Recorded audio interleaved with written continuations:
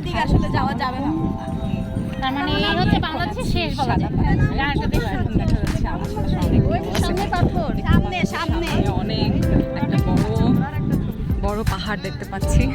As like always আমি যেটা বলতে থাকি যে আসলে I have just fallen in love with the mountains after visiting Vietnam and তো এখন অনেক রোদ, আমি জানি না আমাকে ভালো মতো দেখা যাচ্ছে কিনা।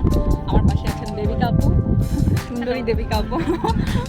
সো অনেক গরম but we are trying to enjoy here and এখনও সাদা পাথরের দেখা মিলে নেই, যাচ্ছি আর কি সাদা পাথর দেখতে।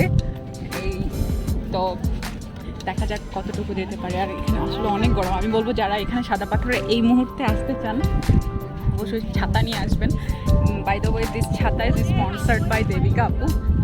সো এখন এই তীব্র কাঠফাটা রোদে এখানে কিন্তু ট্যুরিস্টের অভাব নেই, মানে এখনও দেখা যাচ্ছে যেহেতু আজকে ফ্রাইডে, সো অনেক ট্যুরিস্ট আছেন এবং এটা আমার প্রথম ভিজিট আসলে সাদা পাথরে।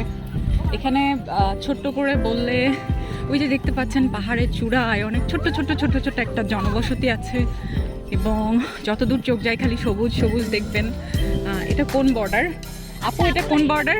হচ্ছে ইয়েও পাওয়া যায় ওই যে ছোট্ট নিতেই হবে, ছোট্ট একটা পাথর আমাদের না, এটা আমাদের সম্পদ, এগুলো আমাদের সম্পদ। ওই আমার মাথার উপর বাড়ি আমার মেয়ে ওই যে অনেকগুলো প্রবাল নিয়ে আসছে। হ্যাঁ সারা ব্যাগ ভর্তি খালি মানে কেউ এগুলো পাথর নিয়ে আসছে, এখন একটাও ফালায় না, বলে না ফালানো যাবে না পাথরগুলা। আও এখানে সবাই বসে বসে সমুদ্রের ফিল নিচ্ছে। আমি বলি এটা একটা পিঙ্ক কালারের পাথর, ওখানে আমি নিলাম।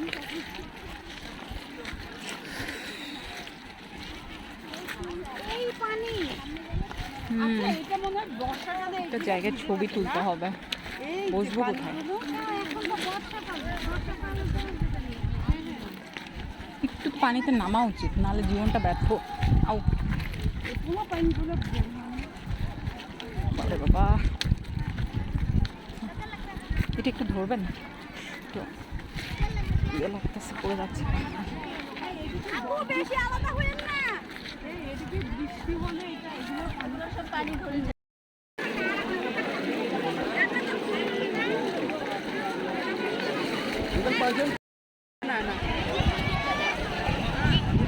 একটু আগে চোখ দিয়ে দেখে নেই।